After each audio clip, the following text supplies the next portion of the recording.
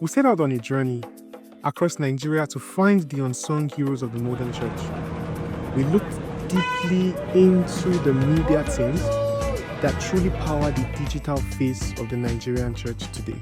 From the immense auditorium of a large church to the intimate setup of a growing church, the names are different, but the mission is universal: to eliminate all distraction and deliver the gospel with clarity and with power.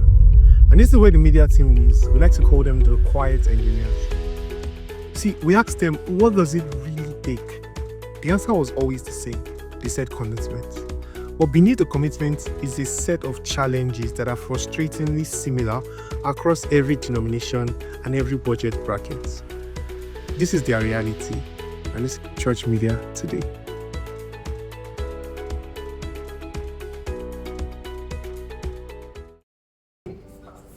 Alright, my name is Myro Alagba and I'm the media head for Celebration Church Ibadan. All right, nice to meet you, Myro. So I'll just go ahead asking you a few questions around what multimedia or media looks like for Celebration Church Ibadan. Do you guys call it multimedia or media? I mean, we've been to a couple churches. Media. Right, so just media. Any idea around why one would call it multimedia and another would call it media? I think maybe people that come from an older generation will call Yeah, it multimedia. okay. Maybe people before millennials or early millennials. Yes. Well, Alright. it's most likely just media. Media. What it looks like. So, it depends on the church. Yeah. For this church, we stream. So, foundational elements are sound, lights, photography, and videography. Then added services like streaming and online experiences. Those are extras. It depends on the church. So for Celebration Church, globally we stream. And then not randomly, there's a timetable. Different branches that have, they are called flagship branches. They have the streaming capabilities. Also stream during midweek services. So we are one of those branches. So we have a streaming team. That streaming team falls on that photography team. And the setup is pretty straightforward. It becomes complex because of distance, but it's the same basic setup for everything. So for sound, you have a sound mixer, and then you have a stage box, a digital stage box. For light, you also have a splitter, which just helps the mixer do more things. Then you have lighting fixtures. So the mixer directs the splitter to the lighting fixtures. For sound, the mixer directs the stage box to the speakers. And the same stage box collects inputs at that point and sends back to the mixer through a network. So for the sound parts, you have a digital mixer. We have a digital mixer. And digital mixers help you split the load. You can have the mixer wherever you want it to be, and then you can have the stage box that collects inputs and sends out outputs on a separate location, ideally close to the stage, the instrumentalist. So that's the setup we're on. And from there, output to all our speakers. Then from there, we also collect inputs. The stage box and the mixer communicate through a network protocol. Every mixer has its own network protocol, so specific to the brand. Alright. So that's it for sound. Then for projection, they used to use so it depends on the system you have. So we run a largely volunteer-based system here. So there's no specific system like computers set up for that. Okay. So it's based on volunteer available. Alright. So they run Resolume for the screen, makes it easier to mix loops and the rest. And then they run What did you call it? Resolume. Resolume. Please go ahead. Then they also send an input to Resolume from the software, the Easy Worship. Easy Worship is for scriptures and lyrics, song lyrics and lyrics. But Resolume is the main body that mixes it and sends it to different outputs. You could also do that with Pro Presenter. Do you guys use Pro Presenter here? We used to. You don't use it then? It was crashing a lot. Alright. So why would you prefer Easy Worship over Pro Presenter? Apart from the fact that it crashes, obviously, because this is a question that we asked across multiple branches, right? Why we prefer. Easy Worship over Pro Presenter. So, thing is, if you're going to pro presenter, you're going to pro presenter. Okay. You're going to have to learn it for. Yeah. And so, pro presenter has all the capabilities you want, Yeah. but it's also more technical. Mm-hmm. And Easy Worship has been. So most churches have been using Easy Worship before Pro Presenter came up.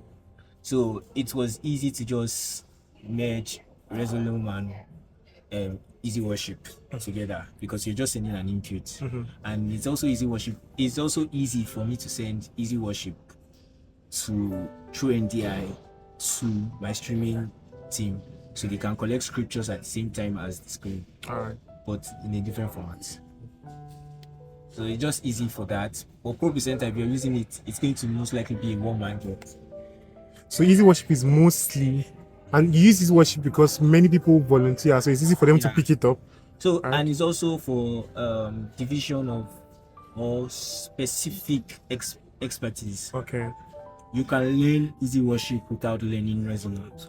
Another person can focus on Resonance without focusing on Easy Do you Worship. guys use anything like vMix, OBS? Yeah, so Just- for streaming we use so vMix page, OBS is free, but OBS has its downsides. It's not as intuitive. It's not as intuitive as vMix. To be honest, there's no, if you have the money, there's no need going through the stress of OBS.